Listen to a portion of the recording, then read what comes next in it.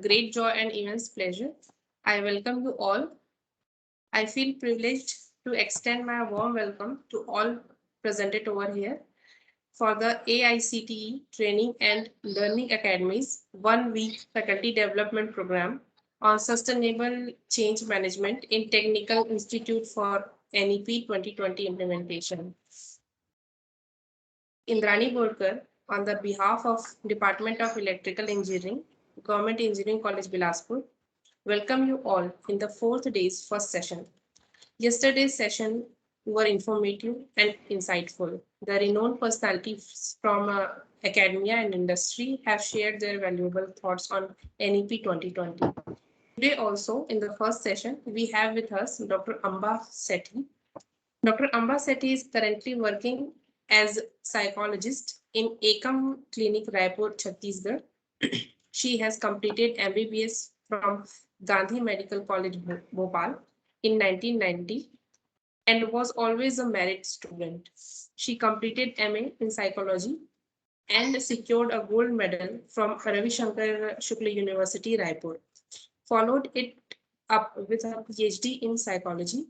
She continued learning more in the field by going to various national and international workshops on neuro-linguistic programming, life coaching, clinical hypnotherapy, life skill, access bars, science and spirituality, past life regression, and also on energy psychology. In this journey, she also became a meditation teacher. Counseling sessions for parents, children, couples for various relationship issues, marital issues, and for depression, anxiety, OCD, and bipolar illness. She conducts various workshops on stress management, emotional intelligence, parenting, mental health, relationships, etc. in various institutions.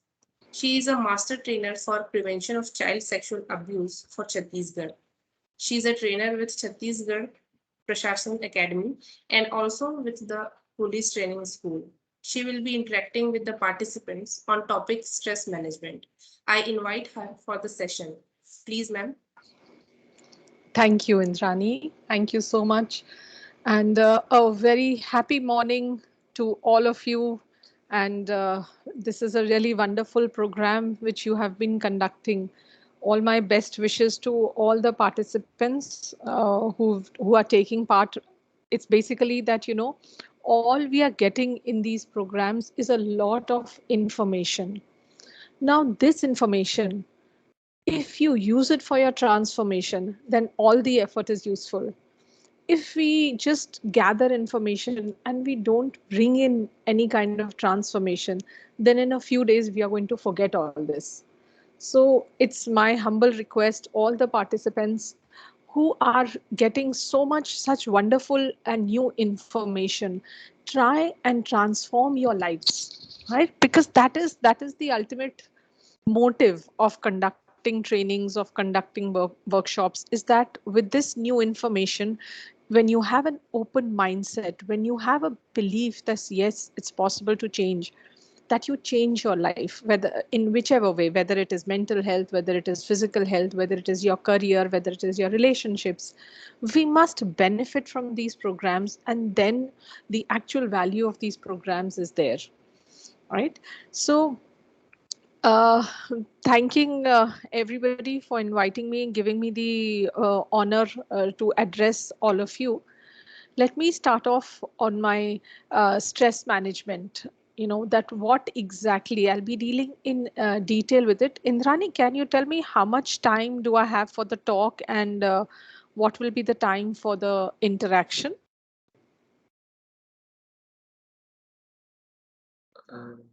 Then you can take, if you want, we can take questions in between also, or if you want, we can take till 9:15 and 15 minutes for interaction, whatever you say.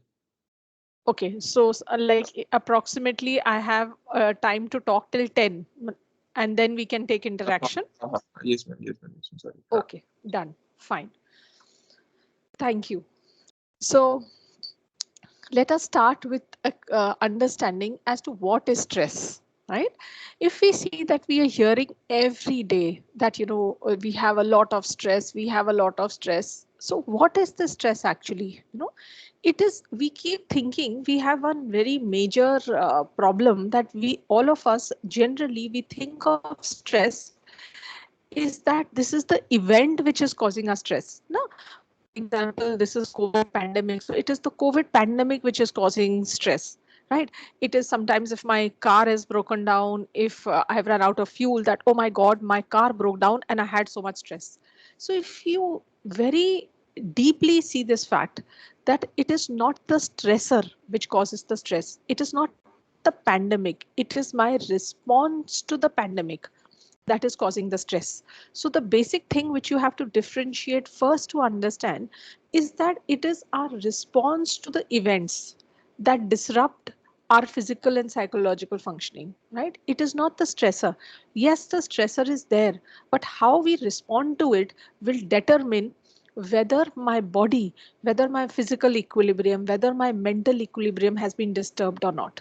So suppose example, I'll start giving a small example here, that in this COVID pandemic, there have been people who have been responding to the pandemic that, oh my God, this is so frustrating. Our life is getting, ruined, and we can't go out, and we are just sitting at home. We are physically isolated from other people. This is so distressing. I can't take this. These people, if you see, what is the kind of emotions they would feel, right? I'm sure these people would not be very comfortable. I'm sure you understand these people will not be very happy. These people are not very peaceful, right? So what was this? This was a response to the pandemic.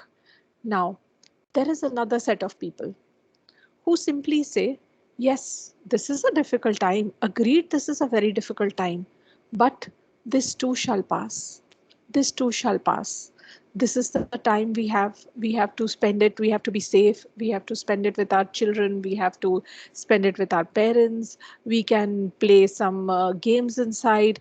This is the time that we need to be very stable mentally and physically, and we have to be at peace within ourselves, and this too shall pass. Now, if you compare the two reactions, I'm sure you understand that the reactions of the group A, the first group of people, was that they would be feeling irritated, they would be feeling frustrated, right? And the second group of people who were thinking, okay, this too shall pass, right? I'm sure you see that you understand that it is not the pandemic which caused the stress, but it is our response to the events that cause greater stress, right? So on this basis, now let us see how we move ahead with why we want to deal. If you see that this is basically the reason why we want to deal with stress, is that initially when we have stress, a little amount of stress, that will somehow increase our performance. If you can see that there is a straight line which is increasing up to the point where you reach the hump. Till this time, the stress is helping us increase our performance. During exam days, children are working more, and if we have some projects to submit, if we have some deadlines to achieve, if we have some targets to achieve, we all are sleeping less and working more, trying to finish off our projects.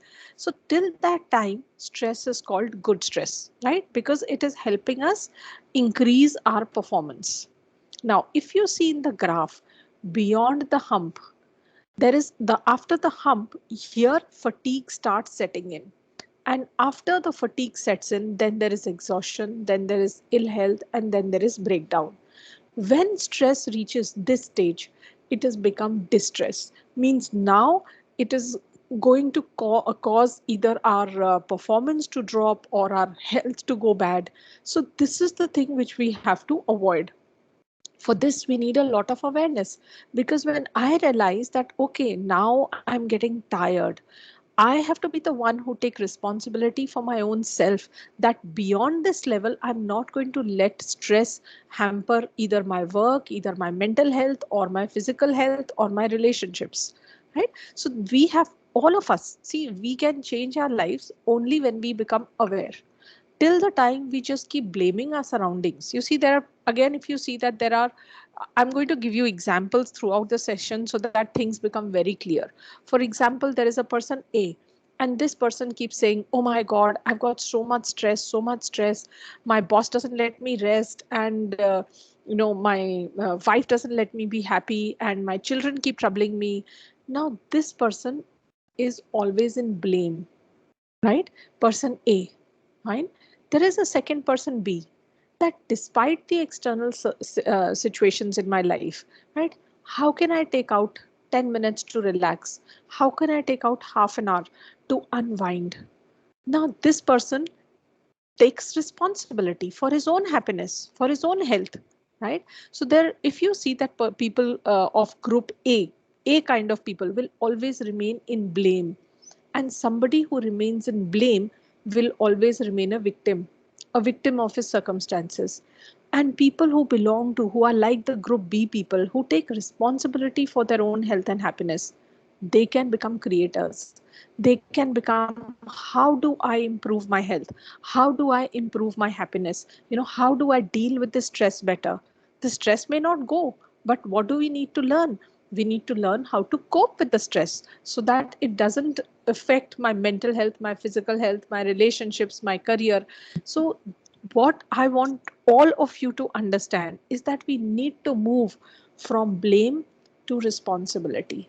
When we become more and more responsible, that is the time we learn to use all these coping strategies to be able to improve our life in different domains, right? Life is not just one domain. It is not only career.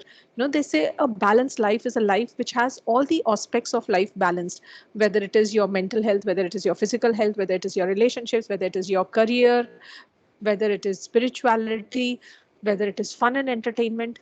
A balanced life is one which has very good balance of all these factors. But when can we balance it? When we decide that from today, I am going to be more and more responsible for my own health and happiness. That is the time we will start using these coping strategies, which we are going to discuss later in the session. So now, this is called a transactional model of stress, right? They decided that whenever what happens in our mind, right? How and when do we create stress? So if you see that there is a potential stressor, right? Any stressful event happens, right? Example, there is an illness, right? Somebody has fallen sick. Now, the first thing which happens in our minds is a primary appraisal. Primary appraisal is how important this person who has fallen sick, do I have a personal stake? Like, does it belong to like my personal family, the innermost circle? Like, is it my parents? Is it my children? Is my wife, my husband, my brother, my sister? So the primary appraisal as to personal stake somebody has, right? Suppose it is somebody in a very extended family. So if you see that this person is not personally responsible, he will not have to go pay the hospital bill. This person will not have to take leave. So then if it is somebody in the extended family, it is harmless. And then we have no stress, right? Suppose it is somebody who is very close to me, where I am responsible, where I will have to take the person to the hospital, where I will have to spend time, where I will have to procure medicines. So initial reaction is, oh my God, this is harmful. After that, a secondary appraisal takes place, right? What is the secondary appraisal? Does this person have the resources to cope with this stressor? So for example, we have resources which are of two types, right? What are the two types of resources? One is external resources, one is internal resources. So external resources are whether I have leave, whether I get leave from my office, whether I have the money to pay the bills, whether I have a hospital at hand, right? And internal resources are willpower and courage. So if all these things are in place, that I have the external resources and I have internal resources, then I'm able to cope with it. When I'm able to cope with it, I have less stress. If I'm unable to cope with it, suppose there's no hospital available, suppose I don't have the money, I'm not getting leave, I'm somewhere out of station, I'm not able to reach that person, that becomes I'm unable to cope. And then that is, you see in that red circle, then it causes a great deal of stress, right? So if you understand, this is called the transactional or the two-stage appraisal of stress. We have discussed this, what is primary appraisal, what is secondary appraisal. Now, what are the stressors which we are facing on a daily basis in our lives, right? We have stressors at work overload, we may have lack of support, we may be thinking that people are my seniors, my colleagues, they are showing favoritism to certain other people, we may have transferred, we may have a perceived lack of respect that my colleagues or my seniors are not respecting me, I may not get leave when I want, and I may have poor time management. And these are just basic examples, right? So we may have other stressors also. This is not a comprehensive list, it's just the basic list. So stressors at work, right? Next, we may have personal stresses. Personal stresses may be poor health, my own poor health. There may be illness of a loved one, which may be an added pressure. There may be a death in the family.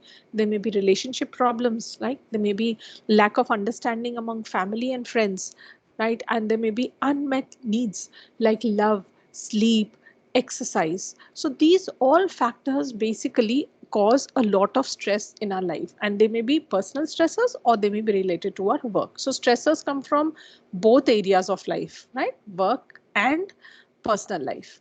Now, why are we talking about stress, right? The most important reasons are basically to increase awareness, because we know that what we know we can manage. Suppose I start getting some symptoms, suppose I start getting angry, suppose I start getting irritable, or I start getting sad ki, oh my god, I'm not getting a promotion, this is not nice, there is so much favoritism, and my mood starts going lower and lower and lower, and I become sad and sad and sad.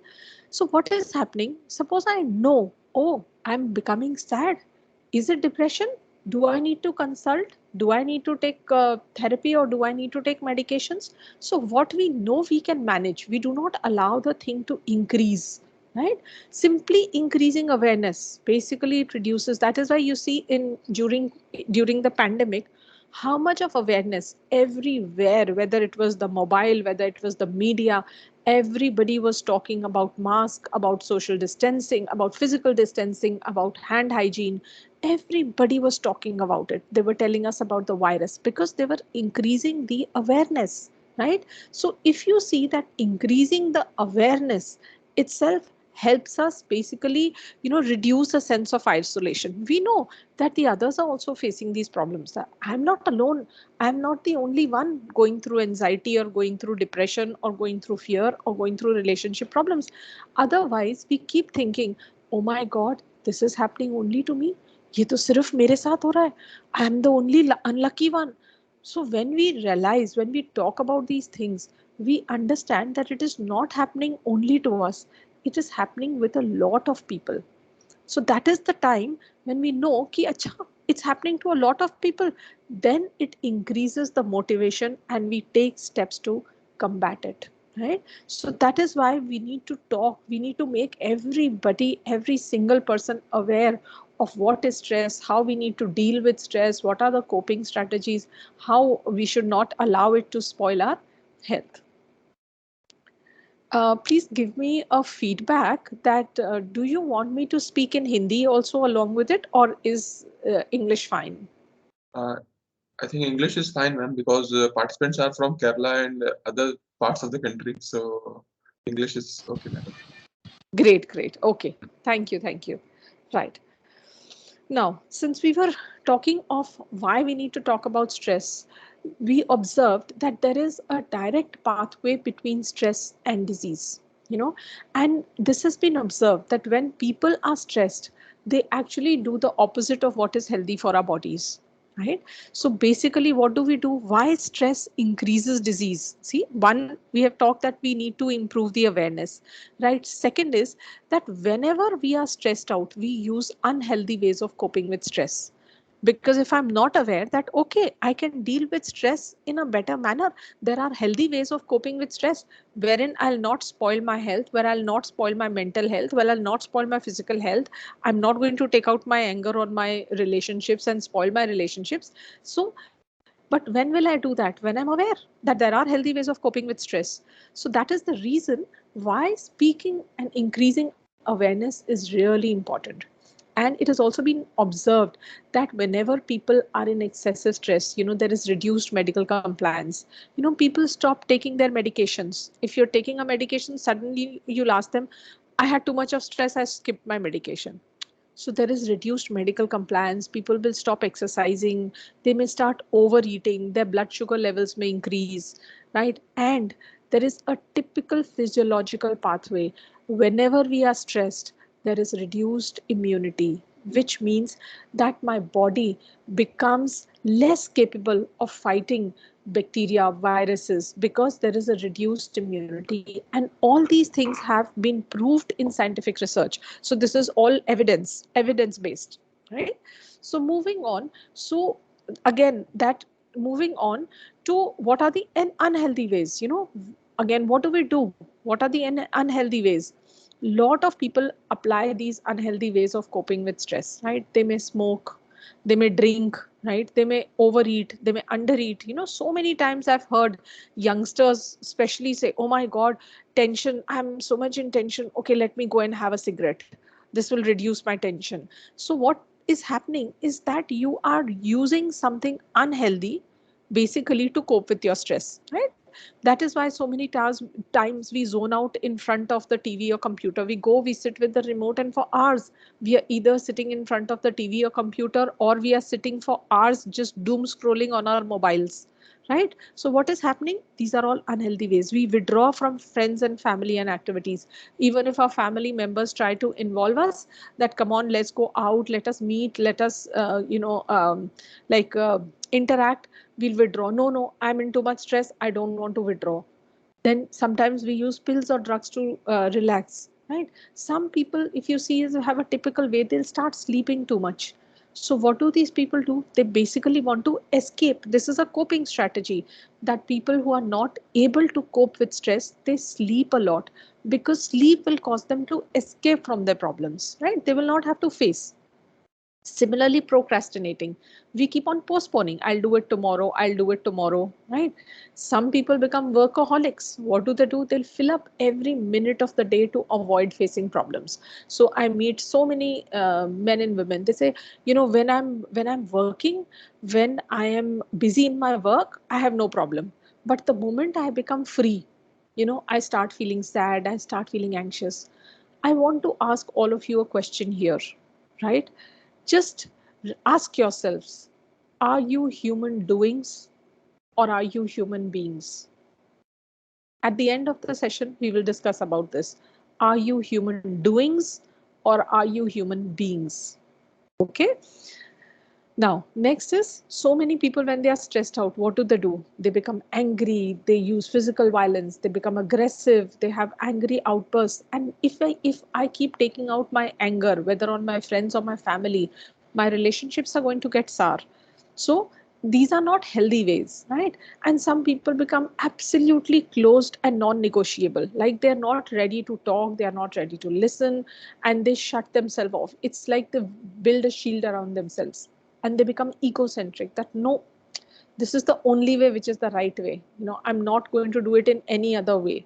Or they start saying that no, I have to win, what I'm saying is right, what I'm saying should be done. So all these are very unhealthy ways of coping with stress, which are not going to help us resolve the problem, right? So basically, what do we need? And yeah, this is a very beautiful, this is observed in people of high authority positions.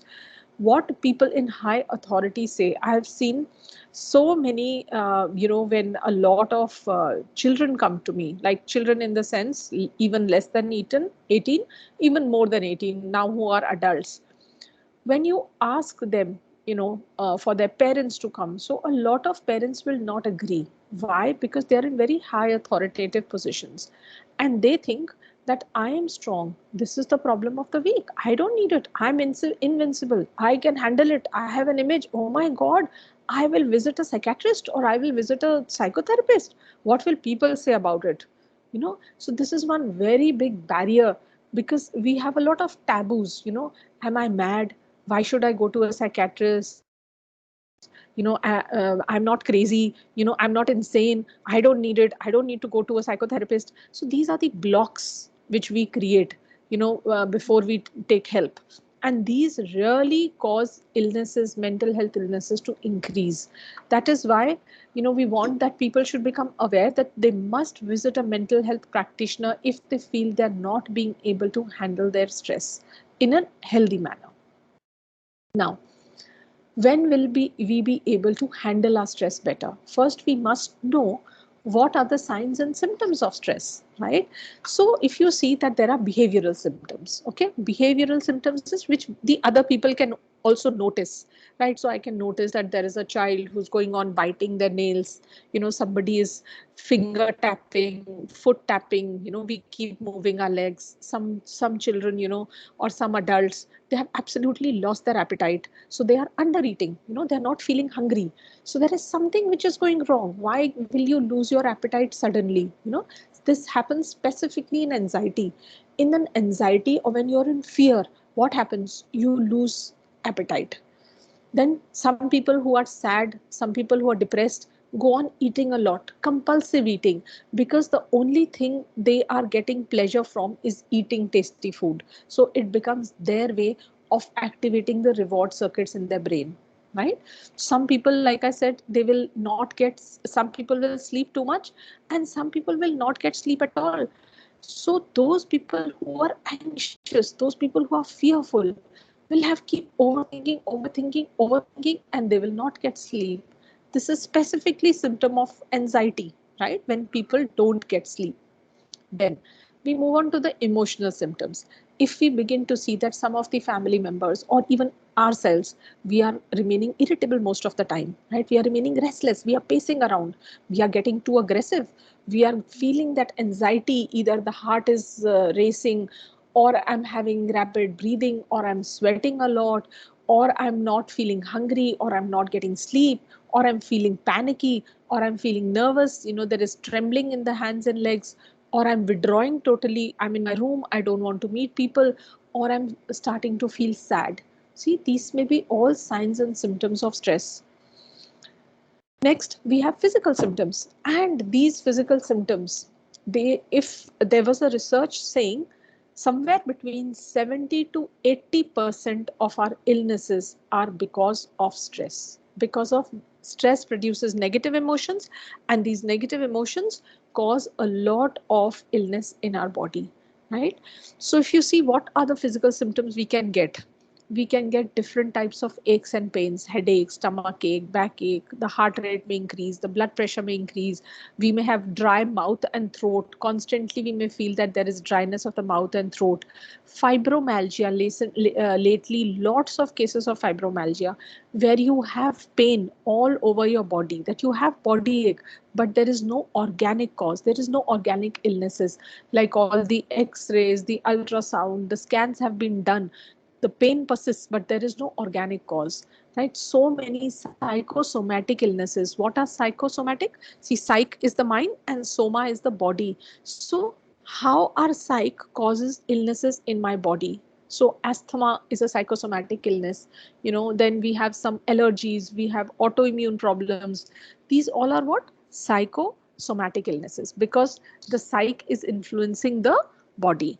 Then we may have sweating, we may have nausea, not feeling hungry, feeling vomity, indigestion. Then you may have ulcers, because a lot of stress causes a lot of acidity, which may cause the mucous membranes, inside our GIT, that is our gastrointestinal tract, to erode and cause ulcers. And then we may have irritable bowel syndrome. So what is irritable bowel syndromes? If you've ever noticed in some of your near and dear ones that, before traveling, a lot of people get very anxious, or they get very stressed, and they have to go on repeatedly, have to go to the washroom. So that is what is called the irritable bowel syndrome, that our stress makes the bowel irritable. So when the bowel gets irritable, you have to go repeatedly to use the washroom. So that's also a sign and symptom of stress. Then we move on to the cognitive symptoms. When we are too stressed out, what happens? We are not able to concentrate. We have reduced memory. We have faulty decision making. See, our decision making is faulty. That is why what are we doing? Using unhealthy ways of coping with stress instead of using healthy ways of coping with stress. Then we have a loss of sense of humor. Somebody, my child or my parent or my sister or my brother may come and try to show me a stand-up comedy, and I'll just shove him off. Go, go, go. I don't want to see all this right now. I'm not in a mood to see. This was the time when you needed humor to relax you. But what do? We, send them off that we don't want to see anything which is humorous. So there is a loss of sense of humor. There is decreased capacity for problem solving. That in such a situation when I'm too stressed out and somebody comes with a problem, I'll say, please go handle it yourself. I can't do it. Don't disturb me. So I will not have the capacity for problem solving. So basically, these are all cognitive symptoms. Now, besides all these symptoms, what are so many effects that we see on the body because of stress? Fatigue. People are constantly tired. They may not have, they may not get sleep. They may be restless. They have a lowered sex drive.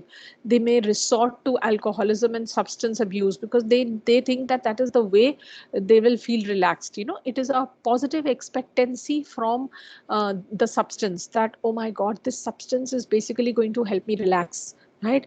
Then so many people, especially it has been observed in people in the judiciary and people in the police and people in politics, that they become cynical and suspicious.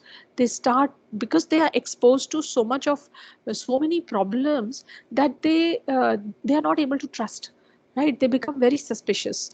Then emotional detachment occurs. We are not able to connect, because emotional attachment occurs when we are in relaxed states. When we are too stressed, we are only focused on ourselves. I am stressed, I am stressed, I am stressed. So we are not able to connect to the other people. So emotional detachment occurs. Then there is what is called post-traumatic stress disorder. Post-traumatic stress disorder occurs when there is a major stress like death of loved one, there is an accident, there is some traumatic incident.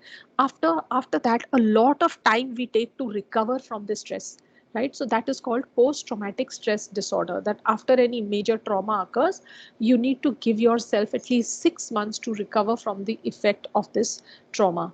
Then in our body, there is reduced immunity, there is reduced efficiency. I'm not able to work as well as I generally able to do it all the time. Then there are relationship and family problems. You may want to escape work, absenteeism, you may want to take early retirement, you may get into eating disorders, right? Eating disorders are eating too less or eating too much. And then we may even start contemplating suicide, thinking that, oh my god, there's so much stress, I can't cope with it, I want some escape out of this.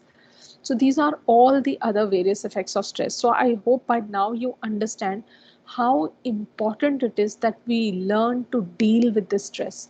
We learn to develop awareness. We need to basically learn how to manage the stress and not allow the stress to spoil our life, right? So you can take few 15 seconds here and see what is your approach. Is your approach to stress constructive or destructive? A destructive approach will be whenever a stressor comes, do you become angry? Do you start becoming aggressive? Do you stop listening to people? Do you think that your solution is only the correct solution? And do you become closed and non-negotiable? Do you start saying that, okay, it's my way or the highway? Egocentric people, that's what they do. It's my way. They are the only ones who want to control everything. They think they are the only ones who are right. This is a destructive approach to stress. And what is a constructive approach to deal with stress? A mature behavior, the patience to understand, yes, this is happening because of stress, and now I need to do something. I need to learn coping strategies. I need to apply those coping strategies, right? Assertion is assertiveness, that I'm not imposing, I'm not aggressive, I'm not imposing what I feel on the other people. Rather, I'm being assertive. I'm careful of the others' needs also. What do aggressive people do? Aggressive people will not, they're not, sensitive to the other people's needs. And assertive people, they know their needs and they are also sensitive to the other people's needs. So this is a very nice, comes in, when we deal with communication, that how we have to be assertive. Then we are listening. We are listening to the others also. We are thinking, what are they suggesting us? What are they trying to tell us to do, right? We are finding alternative solutions, and we are solution centered. That if there is a problem, can I find some solution to this? And I'm open and negotiable. I'm ready to listen. I'm ready to try out new approaches. I'm ready to try relaxation. I'm ready to try yoga. I'm ready to try meditation. I'm ready to try therapy. I'm ready to, if I need medications, I'm ready to go for medication. So what is my approach? This is extremely important because this is going to determine what is going to be the outcome. Okay. Now moving to the managing stress part of it. Okay. Now, see, the easiest would be to eliminate the source of stress. That's the easiest, right? But is it always possible to eliminate? Suppose I'm having problem at work. I won't resign from work and move out, right? Suppose I'm having problem in a relationship. Just breaking the relationship and moving out is not a solution, because in every relationship I'm going to have some problems, right? I rather would need to deal with the stress. I need to learn coping strategies. Okay. So coping with stress, right? What are coping strategies? Basically, they are actions that we have to take so that we can either master, we can tolerate, we can minimize the effect of stressors, right? So that is the reason why these coping strategies have to be learned. We may not have learned them from childhood, but you know that neuroplasticity says that you can train your brain at any age. So it's important that even if we haven't learned them till now, whatever age I am, today is when I'm going to start learning these strategies. And we need to develop resilience. See, there is no one, there was this famous question which everybody asks, who doesn't have problems, right? So somebody answered, only the dead. All the living people have problems. So when we know that we are going to have problems, what is it that we need to be?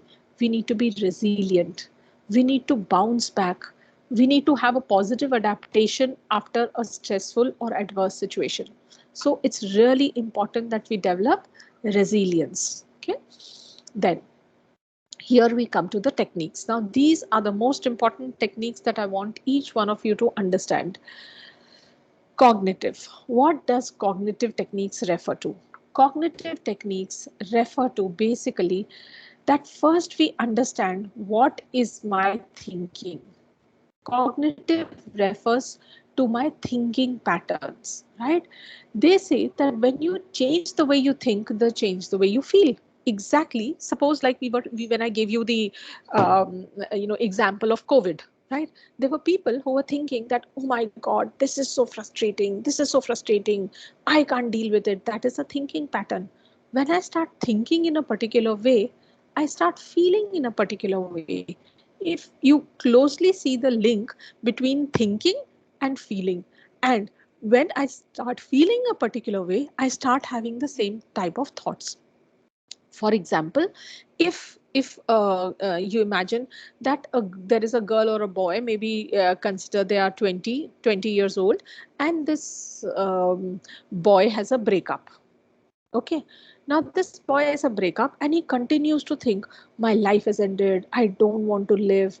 This is the worst phase of my life. There is nothing in my life to look forward to, and I want to die. I'm sure you all can understand that if this boy continues, let us name this boy A. Okay. If this boy continues to think like this, I'm sure you can see the link that he's not going to feel happy. He'll feel sad. He'll feel depressed. He may become suicidal, right? And just see an alternative way. The situation is the same. 20-year-old boy had a breakup after a 2 years relationship, but this is boy B. And he says, I have a lot of pain. Yes, I'm feeling very sad, but I have to move on. There is just this one life and I need to change my life. I can't spoil my life because I've had this breakup. Can you see the link? That how the moment you change the way you think about the situation, you start changing the way you feel. I'm sure you can understand that this boy B would certainly be less depressed than boy A. And that is where we come, that, Dr. Joe Dispenza has said this fantastic statement that thoughts can make you sick, then thoughts can make you well. If you see the connection, the way you think is the way you feel, and then the way you feel causes the same thoughts to come up. So one reason, this is being given by scientists, that there is what is called negativity bias. Why we continue thinking negatively. So there are a lot of people who will be stuck that no, the world is bad, people cannot be trusted, and they will continuously be stuck with negativity. Why is it so? Because if I've had experiences in my life which have been negative, my mind gets structured in that way. My neural networks, they start becoming like that, that they develop a negativity bias. So what was the negativity bias, right? During evolution, when we were like kind of evolving, we used to live in caves and jungles, and during that time we had we had to learn from negative experiences, right? We had to learn from negative experiences means that if I saw that a snake came or a lion came and ate a human being, right? What happened? I couldn't forget it. I had to remember it. There was no chance that I could forget this. Why? Because it was important for survival. So what did we have to do? We had to keep on remembering those negative experiences. That is why, negativity bias developed, that we don't forget the negative experiences of our life very fast. We may forget the positive experiences, we may forget happy moments, we may forget the nice things that have happened to us, but we keep on stuck on negative experiences. And these negative experiences, they may be very few, they may be 2, 3, 4 negative experiences, but they stick on to our mind and they color our beliefs and perceptions. And then we start seeing the world as negative, then we start distrusting people, then we start not believing in the world, in life in general. So that is called the negativity bias. And there's a psychologist, Dr. Rick Hanson, he beautifully explains that we overlearn from negative experiences and we underlearn from positive experiences. That is the negativity bias of our brain. So if we have to become positive on a daily basis, we have to remind ourselves, we have to make the effort to change our mind, right? So when problems come, we have a typical way of thinking, and this typical way may have developed, from our programming. Like how, what are we exposed to? If I see my father getting angry at everything, right? I may have learned anger. I may have picked up. But now as an adult, does anger serve you? Now I want you to all ask, you are all adults, and if we take responsibility for our own feeling the way we want to feel, if we want to remain happier, if we want to not fall into anger, into sadness, into depression, we have to start thinking in different ways. When problems come, when stressors come, can I think of the problem in a different way? Can I take a solution oriented approach, that what can I learn from this problem? How can I solve this problem? Is there any solution to this problem?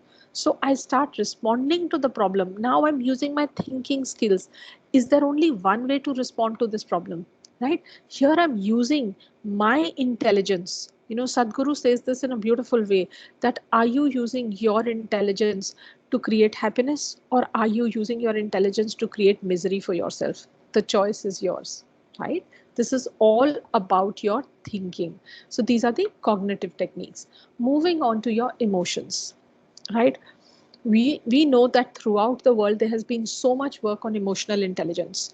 That emotional intelligence is approximately somewhere between 76 to 80% responsible for our success, and our IQ, right? Our performance is only somewhere between 20 to 24% responsible for our success. So are we developing, are we bringing an intelligence to our emotions, right? Are we developing emotional self-awareness? So whenever, suppose I'm feeling angry, right? Am I able to point out that yes, I'm feeling angry? That's emotional self-awareness, right? Second, I'm not telling you to say no, I shouldn't feel angry. It's okay. Acceptance. It's okay not to be okay. It's okay to feel anger. But now Once I accept it, then can I start using ways that how do I change my emotional state? I don't want to stay in this anger, because if I continue staying in this anger, I'm creating so many angry hormones. I'm creating unhealthy hormones in my body. So then I realize that how can I move towards a better mood? What is it that I can use to change my mood? Can I use humor? Can I use a positive timeout? Can I do pursue some hobby? Can I sing? Can I dance? What can I do? Right? Then how can I choose to create? See what I'm again and again pointing out. We have to become creators of our own destiny. If we remain in blame, we'll only remain in victimhood. That this person did this to me, this person did this to me, so I'm sad. This person did this to me, so I'm angry. If I have to become a creator, I have to become responsible every day. I have to create a happy day. I have to create something which is fulfilling. I have to create something which is meaningful to me. And I have to take this responsibility. The moment I get up in the morning, how do I create this day? And stressors will come. How do I deal with them in an effective manner so that I don't spoil my mood, so that I don't get angry, so that I don't start shouting, so that I don't get depressed, so that I don't spoil my mental health, so that I don't spoil my physical health. So again and again, everything points out to become more and more responsible for your own emotions, for handling your stressors better. Right? So emotional intelligence, or what is bringing intelligence to your emotions, how you can move towards more positive emotional state rather than being stuck in negative emotions. The next thing we move on to why, yeah, this is so important. See, the greatest weapon against stress is our ability to choose one thought over another. See, it is my mind. It is my thoughts. If I choose to change my thoughts, I have that ability. No, who has the power to choose my thoughts? I have the power to choose my thoughts. So that is why I must use that power, and I must understand that if I can change my thoughts, I will change the way against how the stress is working on me. So remember, you have the power to choose your thoughts. Now, the next thing which is very important is time management, right? Often all of us, this is Stephen Covey's time management matrix. So if you see, there are 4 quadrants here. In brief, I will tell you that when, things are urgent and important, we have to deal with them. So that quadrant, if you see, is called the quadrant 1, which is the quadrant of necessity. It is like if, if somebody is fallen sick, it is important also, it is urgent also that we have to take them to the hospital. So that is the quadrant of necessity which we can't avoid. The most important here is quadrant 2. This is the quadrant where things are not urgent, where things are important. Here is where we need to spend most of our time, right? Whether it is building long-term solutions, whether it is relationship building, whether it is building your career, whether it is your personal skill development, improving your health, wellness, exercise, meditation, finding your life partner.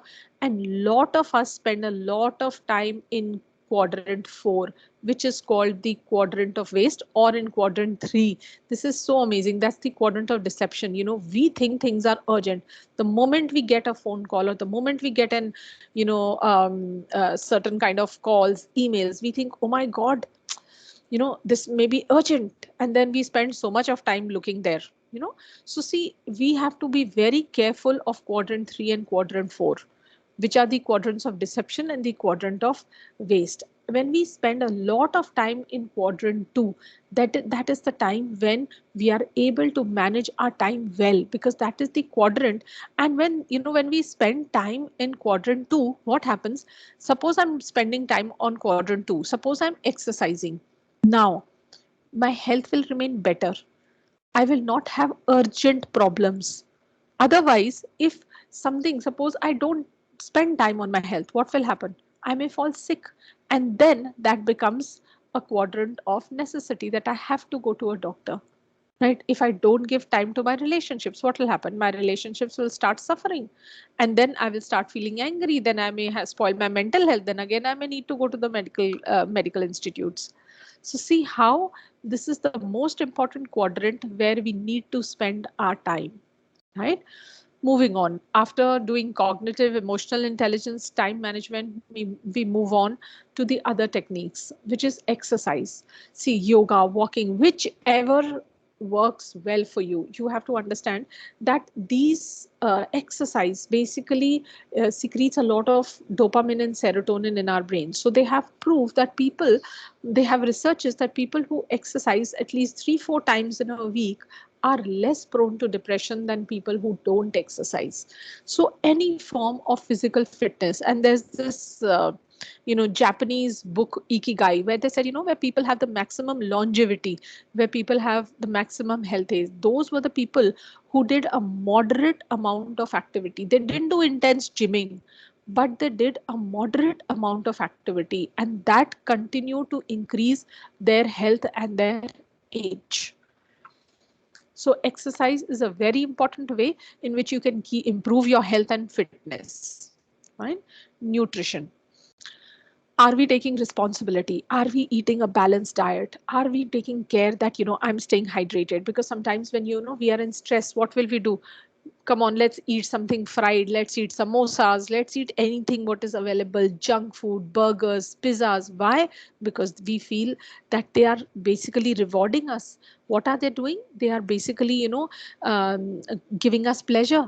So many times when we get hooked on to these kind of junk foods, they spoil our health. Right? So are we taking responsibility? Are we taking too much of caffeine? Are we basically taking too much alcohol? Am I taking the proper nutritional supplements? Have I got my vitamin D checked? Have I got my vitamin B12 checked? Is my thyroid checked? Am I taking proper, once a year or once in 6 months by medical checkups? So I have to take care, responsibility for your own nutrition, your supplements, whether you're getting enough protein. See, the quality of proteins is the quality of life. Why? Because if you see in our body, right, every cell has a lining which is of protein. The cell membrane has protein in it.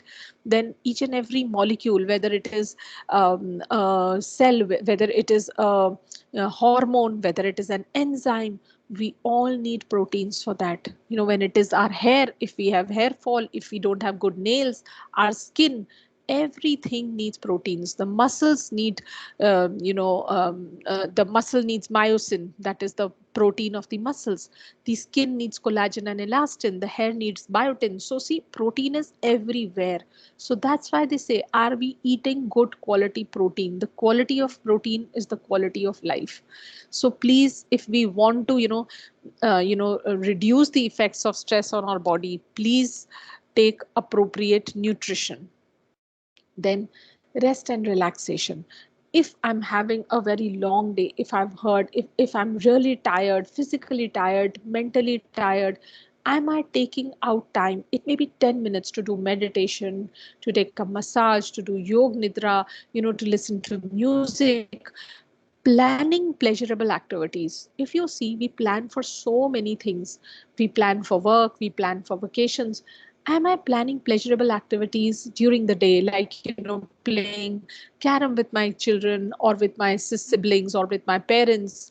Right? Am I playing? I can play, board games. I can play Ludo. I can play chess. I can play. So basically, can I watch a comedy? Am I planning pleasurable activities? See, to relax, to rest, I need to plan pleasurable activities. Like I plan the rest of the things. Like I plan what I'm supposed to eat. Like I plan when I'm supposed to reach work, when I'm supposed to go to college, when I'm supposed to do my, whatever are the projects I've got. So if I plan pleasurable activities, I will have periodic rest and relaxation. Then if you remember that graph, we will not continuously go on and on increasing the stress. What will happen? We will give it a break. So when we periodically rest and relax, what happens? We don't reach a stage of chronic stress where ill health, exhaustion, and fatigue sets in. So that is why, we must keep on giving. I don't know if you remember the movie Three Idiots, wherein, 7 minutes power nap he used to take. What was that? That was a disruption, that you break the cycle of stress in between. You don't let stress keep on building up, building up, building up. So you can use short 20 minutes sleep, you can meditate, you can do any of these things, basically simply deep breathing. Or, mindfulness is a beautiful way where just for 2 minutes, during COVID, when the healthcare workers were very extremely stressed out, they had a lot of patients to look, they were not getting time to relax. So there was this mindfulness practice, for 2 minutes, that just for 2 minutes you would close your eyes, you would just come to the present moment, you would just take in a few deep breaths and imagine your body completely relaxing, just completely relaxing. You're in the present moment, you're not in the past, you're not in the future, you are just in the present moment. Just 2 minutes mindfulness, it breaks the cycle of chronic stress, right? So rest and relaxation is really important. Then some more ways to relax and recharge. See, because ways of relaxation are different for everybody. So I need to find what are my ways to relax and recharge. What, sometimes we call me time. Some people, they can spend time, go for a walk in nature, or you may write in your journal. You may, have a good laugh with a friend, have a FaceTime talk with a friend. You may play game with a friend. You may, take a long bath. You may light scented candles. You may, play with a pet, work in your garden, or you may, curl up with a book.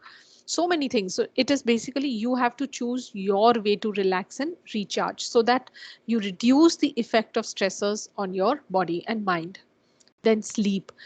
Do not basically underestimate the value of sleep, because it is in sleep that our body rejuvenates and repairs. Healing occurs in sleep, so you must get sufficient rest and sleep. Social support. Man is a social animal. If you realize that, we need social support, and so many people, when they are in trouble, when they are in stress, will withdraw from family and friends. So what are they doing? They're doing the opposite of what is needed to, reduce our stress. So it is important that when we need, we call our friends, we rely on friends and family, we find a support group, right? Also, when we also need help, and we must help others when they need. So, they say the quality of your relationships is the quality of your life. So you must work on improving your interpersonal relationships. Spirituality. Pray. Prayer, during COVID, they had a major research that people who were more spiritual had less problems of anxiety and fear, because prayer basically, builds up faith. So when faith increases, fear reduces. So that is why prayer is it is not necessary that you have to pray to some particular idol. You can just pray to the universe, to the supreme whole, to the creator, to a higher intelligence, anything, whatever works for you, right? Feed your brain. See, what is the input? The brain is like a computer. Just as the input is going to be, so is your output going to be. Feed your brain with the good. So, Tony Robbins says this so beautifully. Feed your brain with so much good that one day only good will come out of it. And train your life to live in a beautiful state. You have to train yourself. Nobody else is going to come to train you. You know how you can be grateful for every small thing. So you just imagine that from the morning, if you get up and you are grateful, hey, thank you, I have a bed to sleep, I have clothes to wear, I have food to eat. A person who's grateful can never be unhappy. And forgiveness, forgiving people, that it's okay, just let go, just forgive, don't hold on. The more you hold on to grudges and resentments, the more you will be in a negative state. That person would have done something and gone off, but when you forgive, you are basically forgiving for your own peace, not because what the other person did was right or wrong, right? And this is beautiful. Learn, earn, and return. When you are in a stage of learning, then you start earning. Then is the time that we do something for the society, little bit, whether it's in the form of charity, whether it is in the form of you go and serve any underprivileged group, whether you go to an orphanage or whether you go to an old age home, right? When you learn, when you earn, you must return. That is the spirit of common humanity, that we are living in this interconnected world. We are connected to each other. So when we do good for others, good will come back to me. So that's a beautiful way to live your life, right? So if you do what you've always done, you will keep getting what you've always gotten. So my point here is that, see, if you continue doing what you've been doing for such a long time, you will continue getting what you've gotten. If you want to change what you're getting, if you want to change the personal reality of your life, you have to start doing things in a different way, thinking differently, feeling differently, behaving differently. That is when you will get a new reality. You can create a new personal reality, right? So just listen to this. Drop by drop is the water pot filled. Likewise, the wise one, gathering it little by little, fills oneself with good. Feed yourself with good. Feed yourself. See where your negative perceptions are, where your negative beliefs are, where your negative attitudes are, where your negative thoughts and feelings are. One by one, baby step by baby step, start changing them, and then suddenly you'll realize it's cumulative. You know that how your life has changed, how your life has become more healthy, more happy. Please choose health and happiness. This is really important for all of us, right? Thank you so much. Thank you so much for the patient hearing. And any questions Uh, are welcome. Excuse me, ma'am. Actually, this Yes. session is up to 11. You Okay. can 9 to 11. And Okay, next they section told me to will start finish at from 10, 11 so that only. is why I, hurried it up and finished it at 10. Right in the beginning, I had asked, I said, how long do I have? So they said, you have time till Vivek, 10. Vivek probably could not understand your question, but not a problem, madam, because your topic itself has lot of questions actually. Yes, Everybody has yes. questions. Yes, So we can take up some more questions. Let's start with some questions. So, we'll explain a lot of things in questions. yes, Yes, that's ma'am. correct. Ma'am, Yes. one Ma'am, I have a I want to question. start. Ma'am, you can ask. Yes, please ask. Ma'am was talking about human doings and human beings. Ma'am, can you please Yes. explain? Yeah, wonderful, wonderful. Good, you remembered. So Yes. see, a lot of people we've observed that, they will continue, like when they, even when they come for sessions with me, they say, they come to me and they say that, till the time I'm working, I'm fine. The moment my work is over, I feel very bad. I start feeling sad. I start feeling anxious. I start crying. So I always ask these people that, are you human doings? Are we only going to do to keep happy? So it's good to do. It's very good to do. We all have to do hard work. But along with doing, what are we? We are human beings. Being is a state. What is the way I'm living? What is my state? Am I am I living in a pleasant state? Am I living in a state which is peaceful?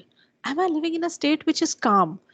And for that, we have to basically train our mind and body, right? When we train, when we meditate, what are we doing? We are training our mind and body to be relaxed, to be calm, to be peaceful, right? So when you are doing, it's fine, but you are a human being. So what is the state you are living in? What is all the time, what are you thinking and feeling? Are you living in a state of love and joy and gratitude? Right? So it is found that people living in elevated emotional states, in more peaceful states, in more calmer states, have less diseases, have less illnesses. So that is why it is good to do. But at the same time, you have to train your body because you're a human being. Being is an internal state. Are you feeling calm and peaceful? If you're not, then what can you do to feel calm and peaceful? Right? What is it that is stopping you from being calm and peaceful? See, each of us have to realize that and take responsibility. For me, I may feel calm and peaceful by praying. Somebody may feel calm and peaceful by going to the gym. Somebody may feel calm and peaceful by just playing with their pet, right? But ultimately, if we take responsibility for feeling that calm and peaceful, what is the state of being? Joy, blissfulness, or am I living always in anxiety, in fear, in anger? That's not a beautiful state to be in, right? So that is why I said we are human beings. That doing is a part of life. Yes, doing is an important part of life, but I cannot be stuck at doing that. I have to keep doing to feel happy or to feel okay. We also have to work at our state of being. Yes, ma'am. Thank you, ma'am. In the process of doing, we forget the being. Yes, yes, exactly. That's so important, being. How am I actually being? And that is a training. See, all these, we have to train our minds because we haven't learned these things, neither in our education, neither in our academics. We haven't been taught these things. So these are things now I have to train my mind. Exactly. Thank you so much, ma'am. You're welcome. Good morning, ma'am. May I? Ma'am, yes, ma'am, please ask. Yes, I'm having a question. Is it decent to communicate to someone saying that you are full of negativity? And if someone still wants to communicate such a kind of thing, how it can be communicated in a decent way? Wonderful, wonderful, wonderful question. So, the most important skill of communication is that we don't blame the other person, or we don't kind of say that this is what you are doing wrong. That is what, when we tell somebody that you are wrong, this is not okay inside you, right? Instead of that, we can always ask a question. Hey, I think this way is not very helpful.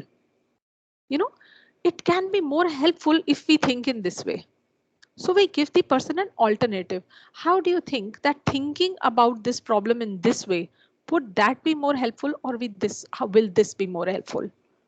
Right? We call this a question way, a questioning way, that whatever we are thinking, suppose somebody is thinking negatively. Suppose somebody is saying that, this, I don't want to live, there's nothing good in my life. Somebody is continuously repeating these statements.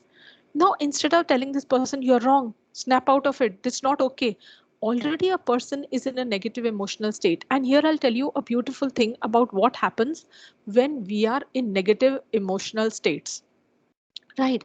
This is called, this was discovered, this was explained to us by the emotional intelligence scientist. I read it in Daniel Goleman's book. He explains this as emotional hijacking of the rational mind. What was this? That whenever our emotions are very intense, suppose I'm in great deal of anger, I'm in great deal of fear, I'm in immense depression, that is the time when my rational brain does not work. My rational brain is the seat for the logical work, the concentration, the problem solving, the decision making. So when somebody is in a very negative emotional state, that is not the time actually to talk to him about what is wrong and what is right, because his rational mind is not working. That is the time we say, first give person the time for the emotions to settle down. Right? That is the time when we tell the person, we give either a positive time out, or we try to change the emotions. We make the atmosphere light. And there's a beautiful thing especially said for, especially for children, although adults also need it equally. It's called applying an emotional balm. So an emotional balm is, if I'm angry and somebody comes and hugs me, that it's okay, okay, let's find a way to, change your emotions, let's do something. This is not the time to reason. And most of the times what we do, that when people are angry, we start reasoning with them. This is wrong, this is not okay, this is absolutely wrong, you should not be thinking like this. So wait, the first thing is pause. Pause. First apply an emotional balm, or take a positive time out. Let the other person's emotions settle down. Now, when the person is in a mood to talk, especially if it is an adult, take his permission. Can we discuss this? Right? After you take the permission, then you say that, suppose this is one way of thinking about the problem. I thought that, can we think in this way? Is that way more helpful, or is this way more helpful? Now I am not kind of what we say is, we try to insensitive to the needs of the others. We don't respect boundaries. We want to pounce on the other, we want to correct the others. That comes from a place of judgment, where I want to correct the others. you know those things should not be there. So when we discuss, after letting the emotions settle down, one, the person will be more open to discussing it, talking about it. But don't blame, because the moment you blame, the person will go into a defense reaction. The moment you tell a person you are wrong, this is not the right way, the person will go into what is called an ego defense reaction. I'm right, ये तो ऐसे ही हुआ था, this happened like this, so this is correct. So if you don't want that ego defense reaction, and you want that person to be open, The most important thing is don't blame. Don't try to judge, right? Only explore different ways of thinking and feeling with that person. That's what we do in therapy also, that we don't say this is a place where we have unconditional positive regard for the other person, as well as no judgment. We allow the person to discover himself what is good for him and what is not good for him, what is a healthy pattern, what is an unhealthy pattern. If we can help our near and dear ones, it is amazing in this manner. Thank you so much, ma'am. Welcome.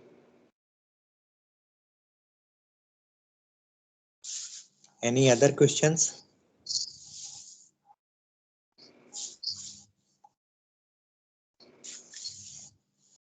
Ma'am, what we find in our institutes, that those who are even in general, the Yes. pupils who are intelligent, they are not normally happy. Yeah. Yes. So how can an intelligent person remain happy? Yes, wonderful question, sir. So I'll tell you how this develops. I'll take 5 minutes to explain to you how the entire process happens. Okay. So if you see, if you go back to your childhood, okay, how do we learn? So I will first tell you what happened in one of my workshops, right? I was taking a workshop of the parents of the junior school. So there were 300-400 parents, and I asked the parents, Ki, you want your kids to be happy? Yes, ma'am, we are doing everything for them. We want them to be happy. So I asked them, okay, how many of you parents sitting here, how many of you are living happy lives? And you will be shocked, only 8 or 10 parents lifted their hands. Now you tell me, if the parents are living unhappy lives, how can you expect the children to be happy? Yes. They are learning from their parents. Who's a role model? Who is a child? Like, how does a child learn whether happiness, it's good to be happy, or, we have to, what do we have to remain very serious in life, right? We learn by observing our significant adults. Right. So our significant adults are who? Those people who we are closely watching. Our significant adults, the most closest one are our parents. Right. Then there are the teachers. Then if there is a joint family, then our uncle, aunt, our grandfather, grandmother. Right. We are constantly, if there is a sibling, elder sibling, then are the elder sibling. So when we are constantly observing these people, if you see even anger, how many parents come that, my child gets very angry. And the first question I ask them is, who in your house is an angry person? And, every time there is an angry parent. Now, the child is observing the angry parent. The child sees that whenever something doesn't happen in the way my father wants it, what does he do? He gets angry. So when something doesn't happen in my way, what am I supposed to do? Get angry. See, this is the way children learn. And then now you see a student who's reached engineering college, right? So from childhood, nobody is teaching him that we must be happy. Happiness is important because one, they themselves, the parents themselves don't realize the value of happiness. The only happiness the child observes is when he's getting good marks. Okay, now the child comes home with very good marks, and the child, is coming first in class. That is the time he'll see his parents smiling and saying, wow, very good, bache, excellent, you must continue doing this. Sometimes if he comes second, they'll say, oh my God, why have you come second? Now the child starts to believe that this is the only thing which is important. This is the most important thing. He develops a wrong belief that to be happy, marks are important. Now you imagine that when this child grows up, comes to engineering college, he has already this belief in his subconscious mind that marks are the only thing. Now, why will he have good relationships? Why will he try to have fun? Because all he has learned, that is why they say that childhood is a very important time. What you learn in childhood stays with you till life. Right. So now these people have never been taught social emotional skills. So now, there's a beautiful acronym which they call SEA. What does SEA stand for? Social Emotional Academic. We must first teach our children social skills, emotional skills, and then academics. That is the time when we can teach them emotional intelligence. That is the time we can teach them to be grateful. That is the time when we can teach them to be happy. So if my parent is never grateful for anything, how will I learn to be grateful? See, gratitude, which I mentioned in spirituality, is such a beautiful way, because see, if from morning till night, if I'm grateful that wow, I have air to breathe, you know, I have a laptop, I have a mobile, I have my own body, I have eyes to see, I have ears to hear, I have a nose, I have a mouth. See, I have a heart that's beating. Do we even ever say thanks for these things? We just take them for granted. So if I simply start teaching a small child, so when I go to DPS for counseling, so before the pandemic, when the school was open, we taught the primary school teachers that when the children come in the morning, first teach them to say thanks, gratitude for everything. Yeah. Now these children, when you start remaining grateful, can you remain unhappy?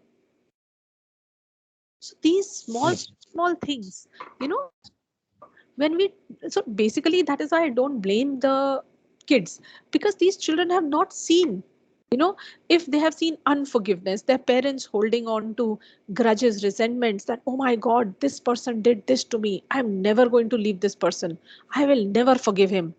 So what is the child going to learn? That if somebody does wrong to you, you shouldn't forgive that person. And when you keep holding on to negative resentments, grudges, can you be happy? So these are very basic questions, because they've never been explained the correct skills. They have never been taught these skills. So emotional intelligence, which is so important, should be a part of the curriculum. That how I'm supposed to bring intelligence into my emotionals. How am I supposed to learn to regulate my emotions so they don't spoil my own health, they don't spoil my relationships, right? So these are all trainings. That is why we say that any training is giving you information. Then the second fact will be that how receptive that person is that person ready to change their lives? Because we require a level of receptivity to change your life. So information can bring transformation only when the person realizes that yes, I need to change my life, I need to be healthier, I need to be happier. Then any training will be effective. If we just come, hear things, go off, don't apply them in our lives, then no training is going to be effective. Thank you, ma'am. Thank you. Participants, any other questions? Indrani, are you there? Okay. Yes. Participant. Please Yes. facilitate participants. Please. Yes. Somebody is asking. Yes. Ma'am, Yes. ma'am, suppose that my one dearest or nearest person is going to stress and he or she is not talking to me. And after some time, suppose that I am also not talking to him or her, then how I will handle, means it is growing to distance, means increasing the distances between these two. Yes. How I will handle, because this is not the solution that I am not talking to him or he is not talking to me. Yes. So this is not the solution. Ultimately, suppose that he is angry with me, I am also sometimes angry with him. So how I will handle it? Yes. So Very that relation important. will be means Yes. relation will be okay for after some time. Very good question. Very nice question. See, we must understand so many times that why people don't communicate. First, we must understand, before we think how we have to deal, we must understand why somebody is not communicating to me. So if you look over a earlier history, like suppose your relationship has been there for 2 years, for 3 years, okay? In that relationship, how many times earlier in the beginning of the relationship did that person try to talk to you try to, if the person initially said, like, you've got into the relationship and that person says, I'm feeling angry, and you tell him, you're always like this, you know, go change your mood, or you stop talking to that person, or you instill fear in that person, you're a useless person, you're always angry for no reason. What happens that please keep in the center, just like my brother. Yeah, yes. So suppose Centered with you have brother. with brother. Okay. So is it No, a it's younger not. brother? Is it an elder Younger, brother? younger brother. Younger brother. Okay. Yeah. So if it is a younger brother and that younger brother is scared of you, right? That younger brother has some fear, like I have earlier been very strict with him, or I have Yes. shouted at him. So now that fear has built, right? Now what will that fear do? It will create a barrier of communication. Because when does somebody communicate? When will your younger brother communicate to you? When he feels that you will understand him, only then will he communicate. If he's scared, if I tell my brother, he will shout at me. If I tell my brother, I will get scolding. He will never communicate with you. See, so first, the most important rule of communication is, if I want somebody to speak to me, that person should feel safe with me. That person should feel emotionally supported. Not that the moment he tells me his problem and I start telling him, you have done wrong, you have done this wrong, this is absolutely wrong, and I start shouting at him. That person will never communicate to me. Yes, ma'am. This is the problem. I also feeling that just I am thinking that why he's not doing right. Means why? Means why? And after that something wrong. Why he's not doing well? Just Yes. Exactly. So see, that is what. First, you must be very supportive. Doesn't matter. It's okay. Let's find the reasons. Let us try how we can do better. Don't be scared. You have to support him that it's okay, even if he's not doing well. Only then will he open out to you that I'm not able to understand this, or this teacher is not good.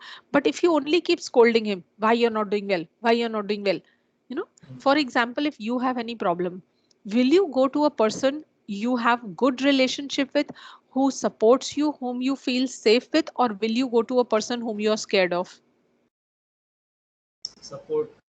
Yes. So what do you have to do?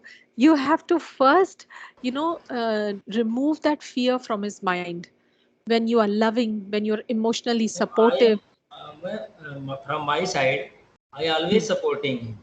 But suppose that one time I have not supported anything. Then also means I feel that if you support more and more, then at some time, due to some reason, if you do not support something, then he will keep in your mind that I am not supported by him. Just like this. So this is Yes. also problem in I feeling. It does happen, yes, but so many times we have to see, this is basically called an, we call it in relationships, we call it an emotional bank account, right? What is an emotional bank account? An emotional bank account is like, what have you put in the bank? See, suppose we have an account in the bank, unless and until we make deposits, can we make a withdrawal? Right? So Yes. exactly like in the relationships, if your deposits are more love, more support, then even if there is something which you don't support, yet the balance will stay in the positive. Right? So if you see that relationship in the form of emotional bank account, is the fear more or is the love more? Is the support more or is the anger more? Right? What is more? That will determine whether there is a deposit and whether the person will trust you, or whether the person will distrust you.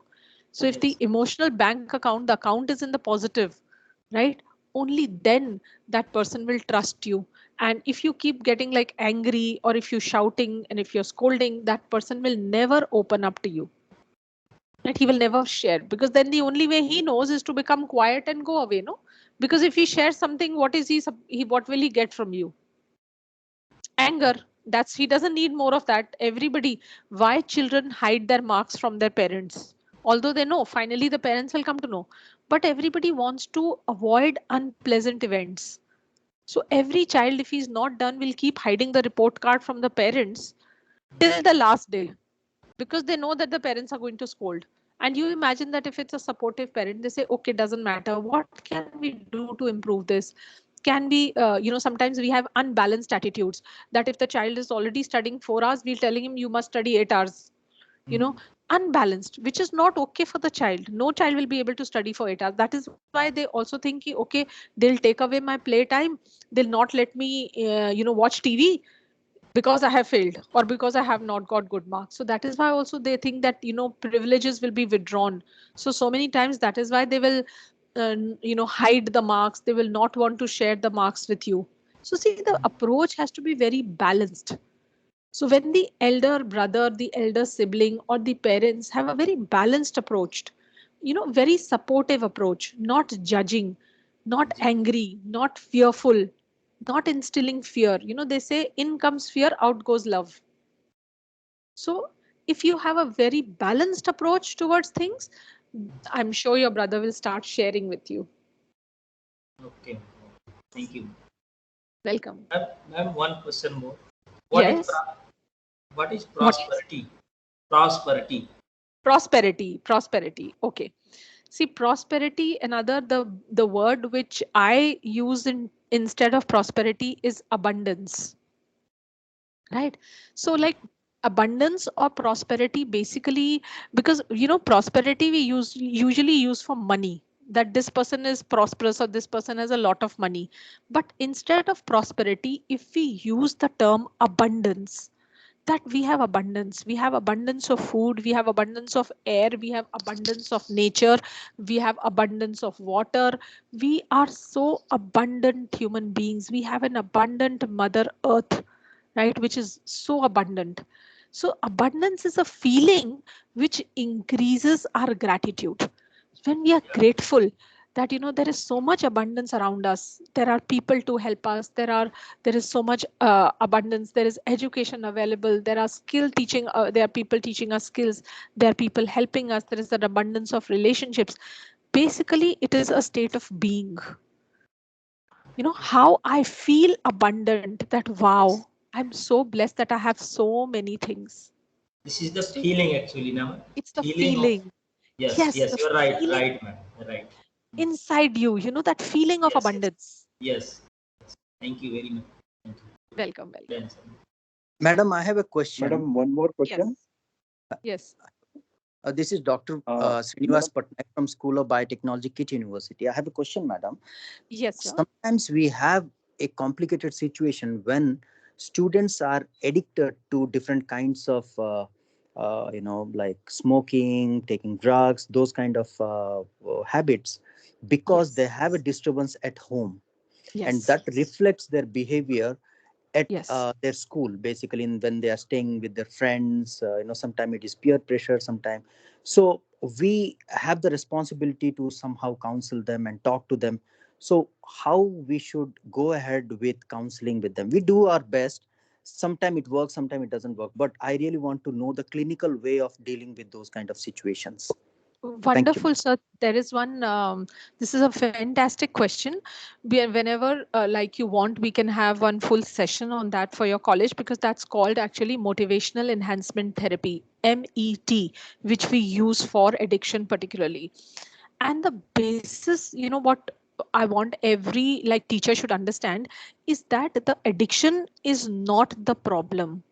Addiction is an attempt to solve a problem. This is what the famous, there's one Dr. Gabor Mate who's worked a lot on addiction. He says that, like exactly what you said, that there is a problem in the family.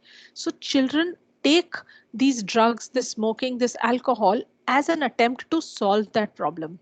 Right now, if we teach them better ways of problem solving, if we teach them healthier ways, that is the only time that we can teach them that now do you want to remain stuck or do you want to improve your life?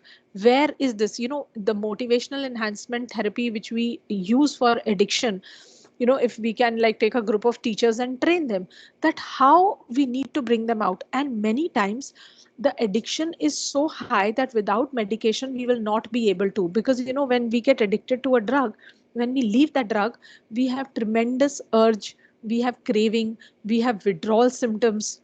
So a lot of times only psychotherapy or only counseling does not work with addiction. So we have scales to assess that how severe is the addiction, and only when we know the severity, if it is a very mild addiction, counseling may help. But if it is something which the person is consuming daily and consuming in large amounts, and that he has the urge, he has the craving, he has withdrawal, he has salience, he has tolerance, then we will need proper medication to get them out of that. Then only counseling will not help. Counseling, what we use, motivational enhancement therapy, is to increase their motivation to either go for treatment or to quit, because we try to tell them that suppose what is the kind of life you want to lead. If you want to lead a healthy, happy life, how is addiction, if you continue taking this drug, is it going to help you achieve your goal? So like that, it has a format to it, which is called DARES, which is called developing discrepancy. Then we have affirmations. Then we have resistance, how to deal with the resistance. So like that, there are full empathy, and then S is I think summarizing. So it's basically a full technique called motivational enhancement therapy, which we use to counsel, in which we enhance their motivation to quit basically the substance, whichever they are using.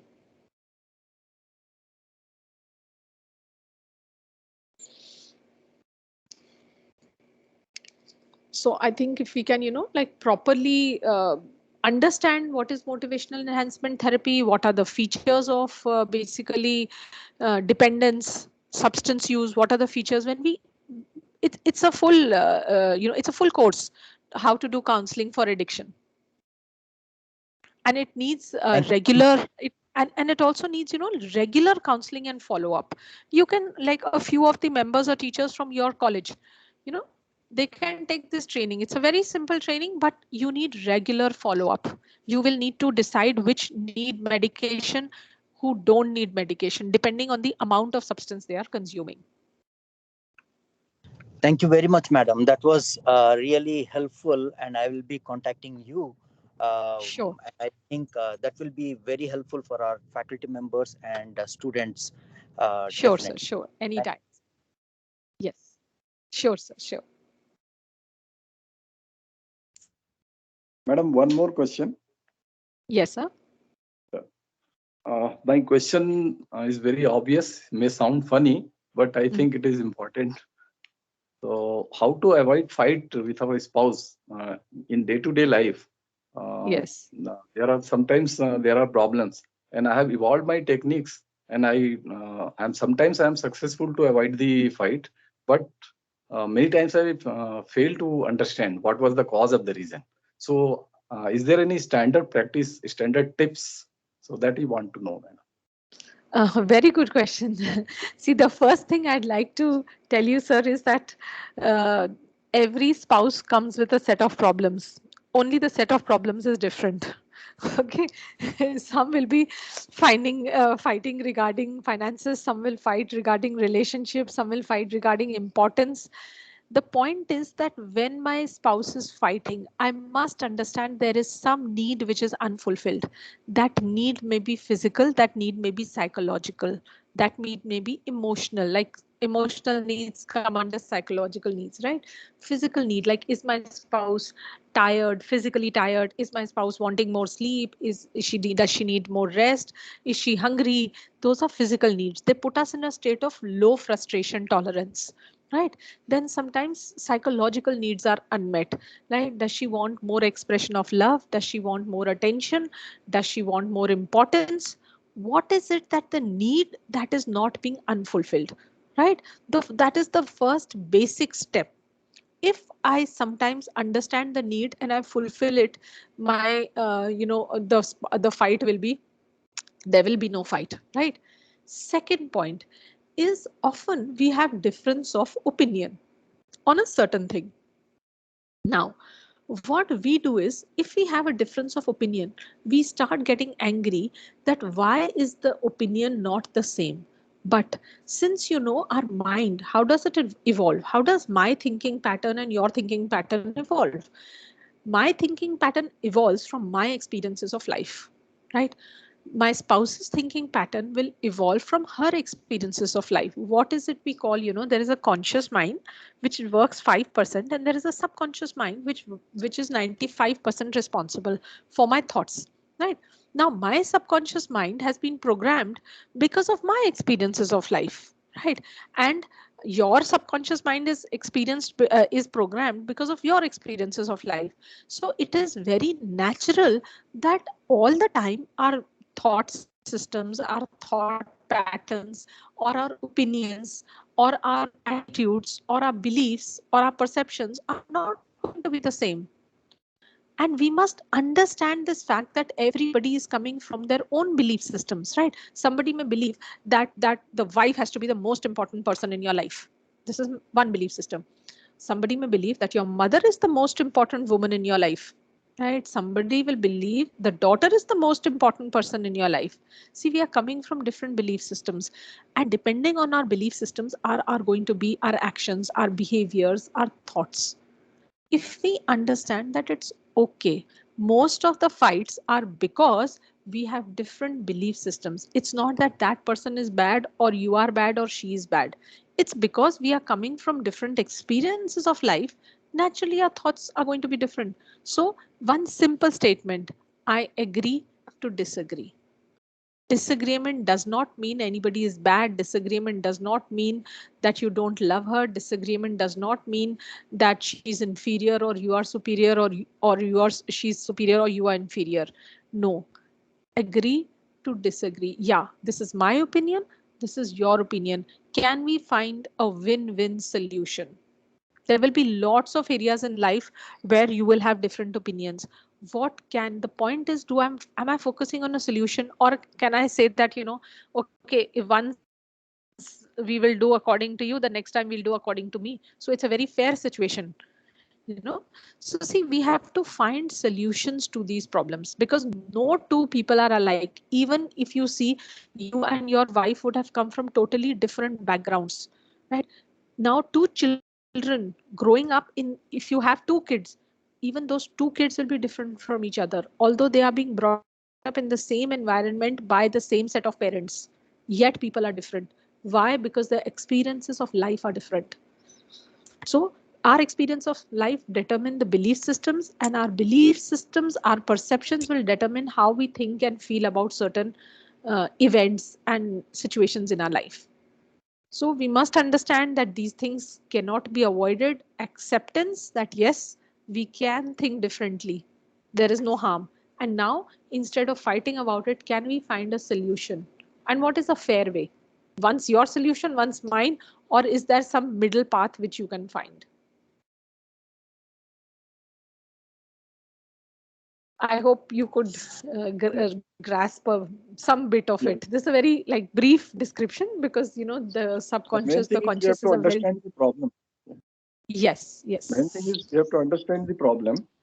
Yeah. So, thank you, madam. Yeah. Welcome.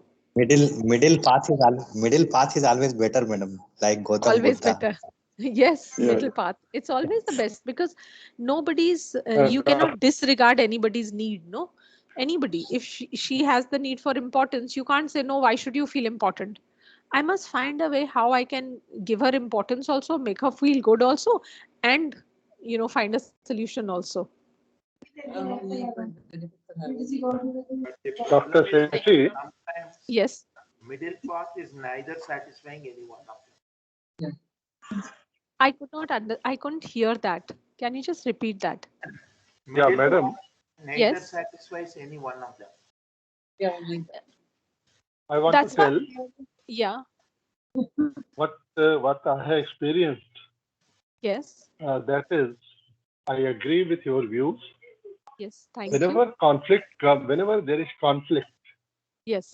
and if we just listen patiently Yes. to the person who is not agreeing with you, Yes. 50% of the problem gets sorted.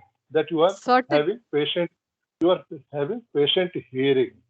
You are paying Absolutely. respect. You are paying respect to his time, his views. And Yes. second stage is if you say, I agree with you, this sentence, Yes. that itself Hmm. releases almost 80% of the stress. First, you have to Absolutely. say, This is, yes. you have to True. say you are right. I agree with you. Then after that, you have to come to but.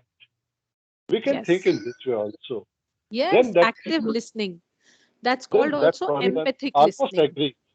Yeah, Yes. yeah. Thank you. Absolutely. Listening is a very important part of building relationships. When you listen to the other person completely, that is called, it's called active listening, or it's called empathic listening. That you listen to the other person, not to judge, not to correct, but to understand what that person is facing. That's a very important tool in building relationships. That's called Stand empathic up. listening. Yes. Yeah. To 5 last time. 6 to 9. 9. Last. By Bindu ma'am also. That is class 11. She was still sent for class 11. 9 and for 9. She hasn't So sent for your 9. voice is not clear. For 9? Yeah, there is some disturbance in between. Yes, ma'am. Check. Class 8 का सही है. 8. So I think old pattern will be there. Follow the whole pattern. Is there any other question from participants? Madam, I have a question. Yes.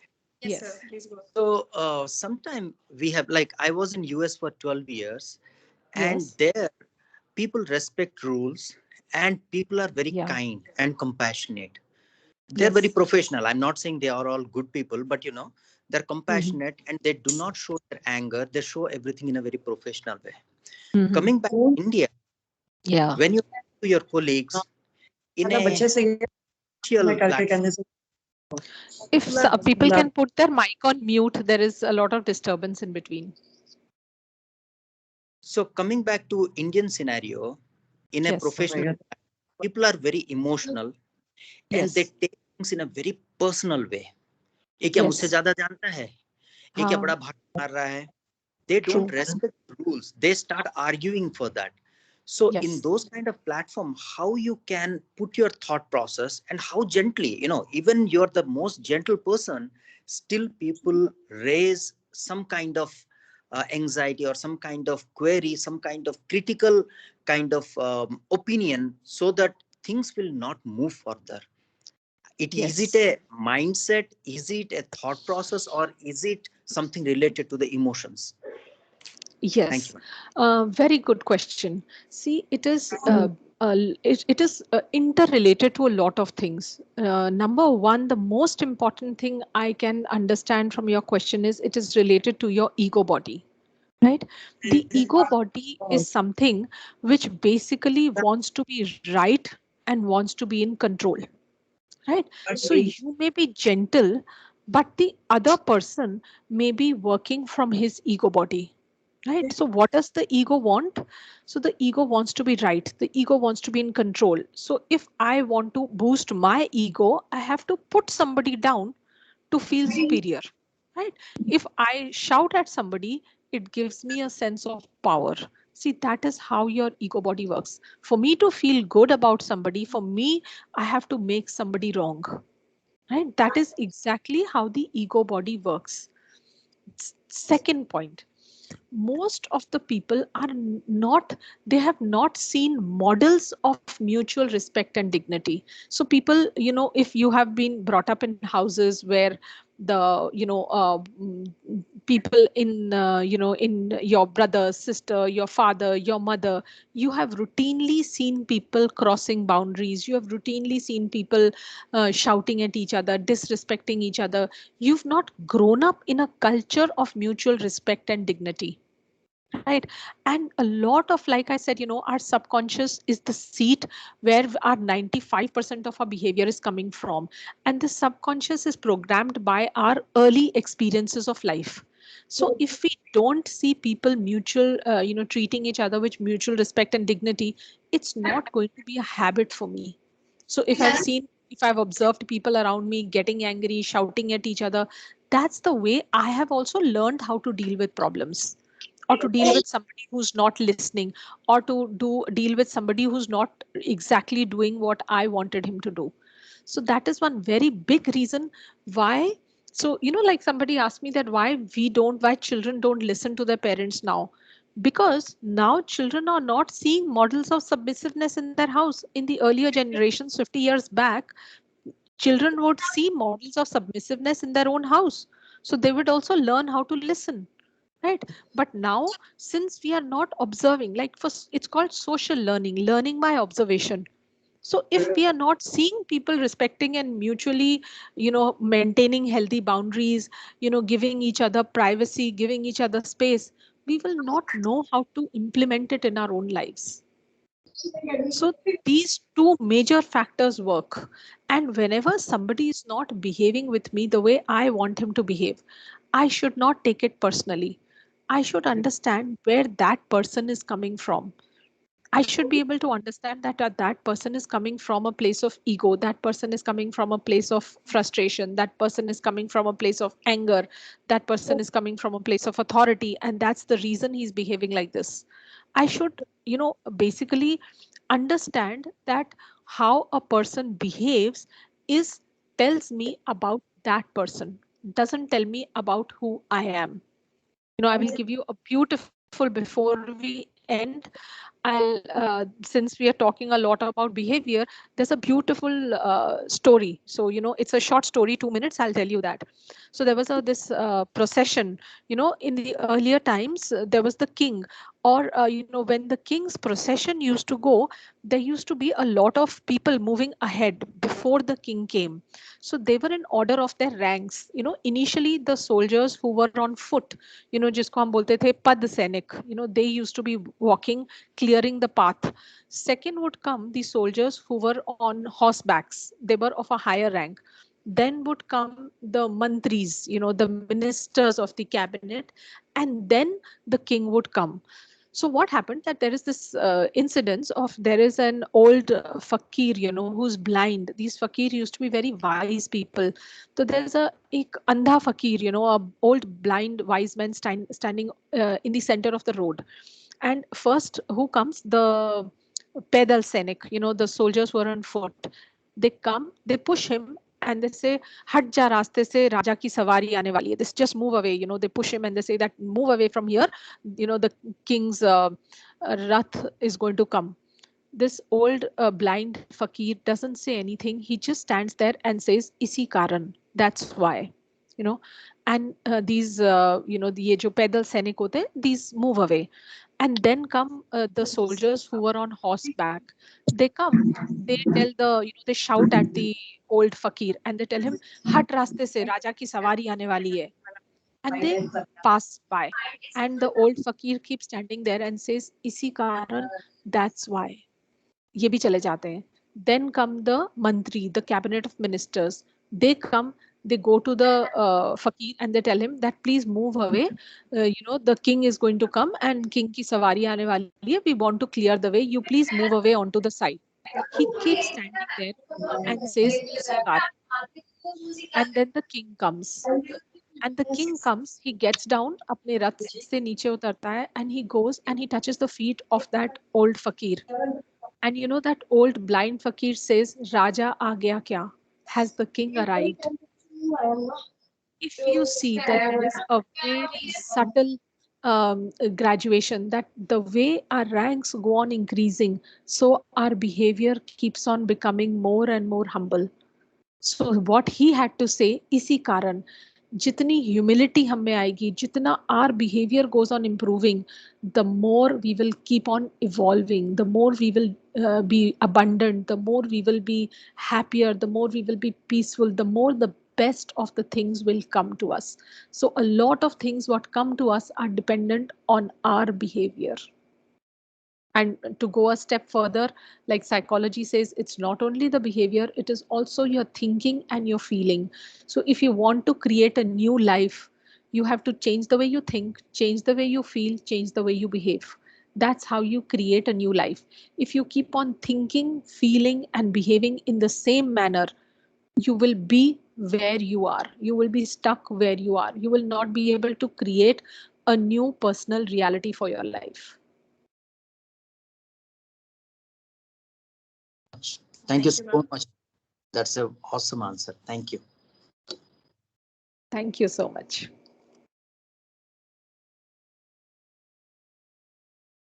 If there is any other question, please go One ahead. last question you can take, Indrani, then you can Yes. sum up. Yes, If sir. it is there. If it is there. Sir, I have a question. Ma'am, I have a question. Can I ask? Yes, Yes, sir. absolutely. Ma'am, what I see in institutes, in engineering institutes, maximum students are residing in hostels away from their families, and Yes. in between 4 years they are indulging with lots of negative things, and also they are indulging with younger age relationships, and at the peak time Yes. of their preparation in third year or fourth year, uh, they are going through negative emotions and breakups and other type of disturbance. So how to support those students as they are away from their families, they are away from their friends on the that state of mind. So how to support them, ma'am? Very good, wonderful question. See, what happens is when children get into relationships, right? If we, give during the course when children are involved in our, when they're coming to college, when they're attending lectures, we must keep giving them this information how they can change their lives. We never teach children that what is a relationship supposed to be, why so many breakups are occurring, because they get into relationships but they become possessive, they keep checking each other's mobiles, and then they catch each other cheating. All sorts of things are happening. I'm dealing with it on a daily basis. Now, if we tell them what is a relationship, what is commitment, what is loyalty, how a relationship should help each other to grow, that if you are also improving, and if suppose there are a girl and a boy, so if both of you are becoming better in studies, if both of you are helping each other, growing together, that would be a beautiful relationship. If you are only fighting with each other, if you are not respecting each other, if you are only pulling each other down, and if you are not improving in your career, if you're not improving in your life, that is the not right direction to go. But whom can they turn to for advice? Because when they go to adults, I have seen adults only replying with one thing: you've got into a relationship, that is the wrong thing. Now children will stop coming because they need relationships. This is the age, this is the hormones, this is the age of curiosity, this is the age of experimentation. You can't tell them that don't get into a relationship, but how to be in a relationship is what we can explain to them, right? But when we keep judging them for getting into relationships, they will never come to us. So it is the time that the moment children get into your organizations, we must keep repeating. There are certain organizations who have one like once a week a talk on relationships, on emotional intelligence, on happiness, on health, because they have never been taught these skills. And if somebody is not taught these skills, how are they supposed to learn them? So like, for example, I'll ask you a question, that a 16-year-old boy, suppose he's gone to a movie and he's watched Kabir Singh. He may be really impressed. Wow, this is the way to behave with a girl, because he's picked up from the movie. But have we told him that how Kabir Singh was not a healthy way to respond? So, because we have left this development to chance, you know, relationships, social, emotional development, we've learned left it to chance, that they are just learning either from peers or from the internet or from movies or from the social media. That is why they're not able to apply what are the right things to do. So if we have to give them the right information, how things can move ahead in life, that is the time only we can bring about a change. And these need to be very repetitive, because nothing new once, if you just discussing once will not change their thinking. Repetition, that these things are really important in life, how you maintain your relationships, whether you're growing in your relationships, how to keep yourself happy, how to keep yourself healthy, all these things have to be made a part of the curriculum. social and emotional learning has to become a part of the curriculum if we need to really have a healthy and happy youth, which is the future of the nation. Thank you, ma'am. Thank you. Thank you, ma'am. You're welcome. Yeah. So we have come to the end of this session, and I thank all the participants for their active participation, and I extend my gratitude to the resource person, Dr. Amba Sethi ma'am, for sharing her graceful words, and all the participants are inspired by your highly sparkling words. Thank you for being part of this program. We are overwhelmed with your presence, and it's an honor to have you among us. I extend my gratitude for sharing your graceful words with us. Thank you so much, ma'am. Thank you. Thank you, Thank you, ma'am. Indrani. Thank you, ma'am. Ma'am, one small. Thank you. I'll take your leave. Thing Yeah. one Yes, information yes. I would like to. You are really beautiful both in appearance and in your knowledge. Thank you so much for that. Thank you. Thank you. Thank you. Grateful. I'm so grateful. Thank you. Thank you, ma'am. Okay, here we end our first session, and